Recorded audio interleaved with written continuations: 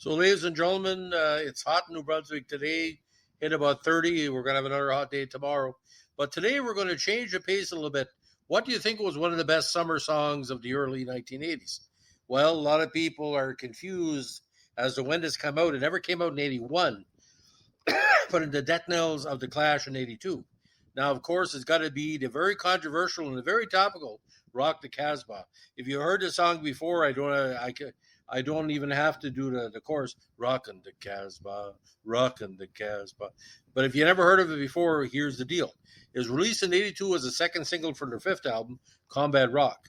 It reached number 8 on the Billboard 100 charts in the US, their only top 10 single in that country, and along with the track Mustafa Dance, it also reached number 8 on the dance chart. Now, it was composed by the band's drummer Topper Heaton, based on a piano part that he'd been toying with.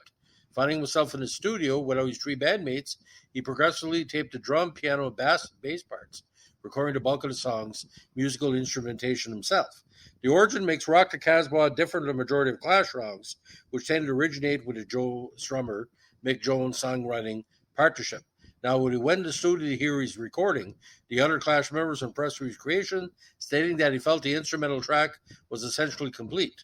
Following this point, relatively minor overdubs were added, such as guitars and percussion. Now, Strummer was not impressed by the page's suggesting lyrics that Heaton gave him. According to Clash guitar technician Digby Cleaver, there were a soppy set of lyrics about how much he missed his girlfriend.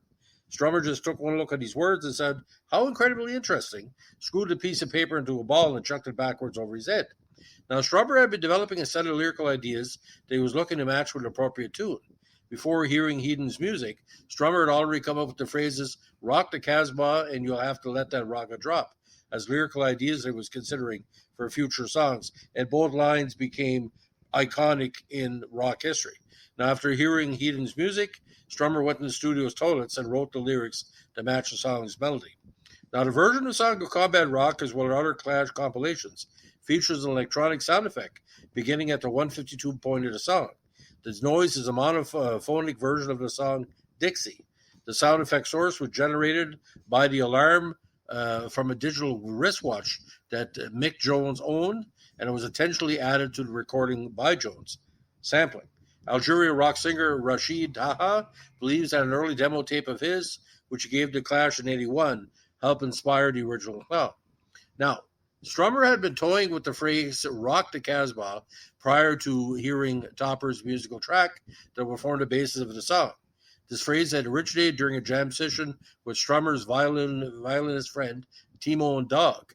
Dog began playing Eastern scales with his violin, and Strummer started shouting, "Rock the Casbah." Not hearing Strummer properly, Dog thought that Strummer had been shouting at him to "Stop, you cadger." Further inspiration for the lyrics of "Rock the Casbah" originated from Strummer observing the band's manager, Bertie Rhodes, moaning about the Clash's increasing tendency to perform lengthy songs. Rhodes asked the band facetiously, "Does everything have to end to be as long as this raga?" referring to the Indian musical style known for its lengthy composition, George Hamilton, of course. Strummer later returned to his room at the Iroquois Hotel in New York City and wrote the opening lines of the song. "The king told the boogeymen, you have to let that raga drop." Now, the lyrics themselves are very, very kind of interpretive. The song gives a fabulous account of a band of Western rock music by the Middle Eastern king.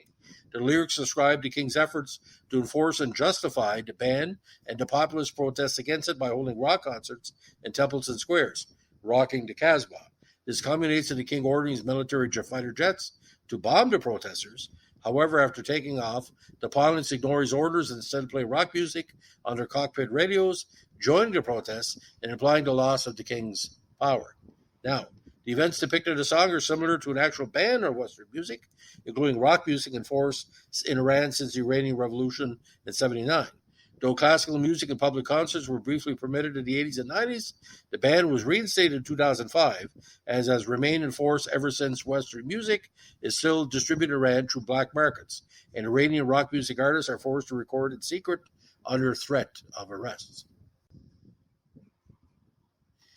Now, as we enter the full reason why the song was a little bit controversial, The song's lyrics features various Arabic, Hebrew, Turkish, and Sanskrit loanwords such as Sharif, Bedouin, Sheikh, Kosher, Raga, Muezzin, Minaret, and Casbah. The single version has more pronounced bass, and one of the versions is 6 minutes long. Also, when Joe Strummer screams that the crowd caught a whiff of that crazy Casbah jive, at the end of the third verse, the word jive is sustained for several seconds with digital delay. Additionally, the sound effects of the jet fighters in the last verse are lower in the mix, particularly just after the drop your bombs between the minarets. The single version of the song is one that is played in the music video. Mustafa Dance, which features in many releases as a single, is an instrumental remix of the song. Now, the single has had several issues, all with different covers, formats, and B-sides, including a 45 RPM 7-inch vinyl, which was a Can USA promo, the Mustafa Dance 45 RPM 12-inch vinyl in 82, and the 7-inch vinyl also in 82. The Mustafa Dance was also released in Canada and as a picture disc in UK in 82. The Red Angle Angel Dragnet as a single in 82. Longtime Jerk 45 PM 7-inch single with debut epic generic die cut sleeve. Mustafa Dance in the UK. Longtime Jerk on Epic in USA. Mustafa Dance in 91. And in 91 has the Mustafa Dance and the Magnificent Dance. In 91, the Mustafa Dance and the Magnificent Dance in a CD release. Now, the music video for Rock the Casbah was filmed in Austin by director Don Letts on 8 and 9 June 82. It intermixes footage of the clash with Terry Chimes on the drums, miming performance of the song, with a storyline depicting two characters traveling together through Texas. The video depicts a Muslim hitchhiker, played by actor Titos Menchaca, and a Hasidic Jew limo driver, Dennis Razi, befriending each other on the road and skanking together through the streets to a Clash concert at Austin City Coliseum. Throughout the video, a very great actor, an armadillo, appears at points. At one point, they are eating hamburgers in front of a Burger King restaurant. At another point, the Muslim character is seen drinking a beer. Let's stated that all this imagery was about breaking taboos. The Clash is shown miming performance of the song in front of a pump jack in a Texas oil field. For most of the video clip, guitarist Mick Jones's face is obscured by a veiled camouflage hat. The reason for this is that Jones was in a bad mood during the film shoot. Jones' face remains hidden until the final 30 seconds of the clip, when Strummer pulls the hat off at the "he thinks it's not kosher" line, and that's one of the greatest moments in rock history. Now, the song was chosen by Armed Forces Radio to be the first song broadcast on the service covering the area during Operation Desert Storm. In one of the campfire scenes late in the 2007 documentary Joe Strummer, The Future is Unwritten, a friend states that drummer wept when he heard the phrase "Rock the Casbah" was written on an American bomb that was detonated on Iraq during the 91 Gulf War. Now, following the terrorist attacks on September 11th, the song was placed on a list of post 9/11 inappropriate titles distributed by Clear Channel. In 2006, the Conservative National Review, however, released their list of the top 50 conservative rock songs, with Rock the Casbah at number 20, noting that Clear Channel lists as well as frequent requests to the British Forces Broadcasting Service during the Iraq War. Cultural reviewer and political analyst Charlie Pierce commented that the notion of the Clash as spokespeople for an adventurism in the Middle East might have been enough to bring Joe Strummer back from the dead. Pissed off. Now, the Vulture writer Bill Wyman in 2007 ranked the song number 10 of all the band's 139 songs, calling it one of the greatest rock singles of all time. Wyman further wrote, like other Clash songs, the song requires some historical context about Iran, starting from the 53 coup to the Islamic Revolution of 1979, which resulted in overthrowing the rule of the Shah, who was the king of the imperial state of Iran, and the hostage crisis of the U.S. Embassy in Tehran, rupturing their diplomatic relations, followed by Jimmy Carter, who was criticized for the way he handled the hostage crisis and eventually lost to Reagan in the 80 U.S. presidential election. Now, I can tell you one thing. When this song came out, we weren't sure that it was going to get played on a regular basis. We saw it in the new music, and then it became very big in Quebec as well in the Maritimes. I don't know about the rest of Canada. So, as well, Algerian rock singer Rachid Taha covered a song in Algerian, Arabic, and the chorus in English on his 2004 album, Teki Toi. On 27 November 2005 at the Astoria in London, during the Stop the War Coalition benefit concert. For the night's grandstanding conclusion, the Clash legend Mick Jones strides in a skinny black suit and plays probably the most exciting guitar he has delivered in years. He and the band are brilliant on Taha's definitive take on Rock the Casbah, for which the audience goes berserk. They again played Taha's version of the song Rock El Casbah in February 2006 at the France Cat TV show Terra Tata. In 2007 at the Barbican, and the band were later joined by special guest Mick Jones from The Clash, who performed Rock El Casbah and then stayed on stage for the remainder of the song. Now, when the song originally came out, worldwide hit. It was top 3 in Australia, top 17 in Canada, top 21 in the Netherlands, top 4 in New Zealand, top 16 in Sweden, UK single chart top 30, Billboard number 8, on the dance charts as well, in top tracks number 6, Cashbox number 13. It was a top 41 song in Australia in 82, and top 34 in New Zealand in 83, US Billboard Hot 152 in that year, 83 in Cashbox, and on the chart in Belgium, top 22 in 91, top 10 in Ireland in 91, and top 15 UK in 91. Certification, gold in Italy, 25,000 copies sold. United Kingdom, platinum, 600,000 sold.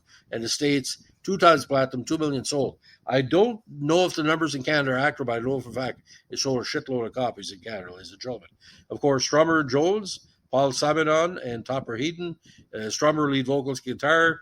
Mick Jones, guitar, backing vocal, sound effects. Paul, backing vocals, bass guitar. And Topper, drums, piano, and bass guitar. So, ladies and gentlemen, that's my story to sticking to it. But if you grew up in Northern New Brunswick back in the day, in the early 80s, it was weird because the Clash were never considered a summer single band until this came out. But we used the theme Rock the Casbah on the North Shore of New Brunswick from the Campbellton Basin to Batters. We had a lot of pollution back then. Now we don't have it. Some of the most beautiful beachfront that the world has ever seen, and typical Atlantic Ocean cold water but warm weather, and all these restaurants and bistros and restaurants. It was so popular in 82 into 83 as well in the summer. It was started in one car, and I remember going to a drive-in and hearing this for the first time. And my father said, "Is that the Clash?" Yeah, he said, Dad said, they got a hit made. And we still talk about it. You know, my dad's been dead over a decade. And every time I hear that song, I still remember him saying, they've made it. But he knew the grapevine they weren't going to last for long because there was a lot of, inter damage with the band. But ladies and gentlemen, all I can say, if we're still talking about the Clash, 41 years after their supposed destruction, They gotta be. And is Rock the Casbah a top 20 rock song of all time? In my opinion, yes. Because no matter who you are, you could be a heavy metaler, a punker, a rock and roll fan, a pop fan, and it's on the basis. New wave as well. My only regret, they never came to Moncton. I was able to see them in concert. I know he toured the Maritimes as well. So, but within 5 years, you had Guns N' Roses and Bon Jovi and heavy metal taking over. But until that time, from the end of disco to pop, 82, they were kind of the last gasp of the 70s and the first gasp of the 80s. Anyway, that's my story and sticking to it. So, ladies and gentlemen, if you like what you're doing, reviewing our vintage videos and songs from the 80s, let us know with a like, comment, subscribe, or share. And please, if you have an opportunity this summer, go down to the beach or to the river and stop the car, get out, play Rock the Casbah, and dance as the sun is lowering for sunset and as the darkness is rising. You'll never, ever go wrong. Because for me, it's a unique way to celebrate the importance of music to our lives. God bless the Clash. May they live forever.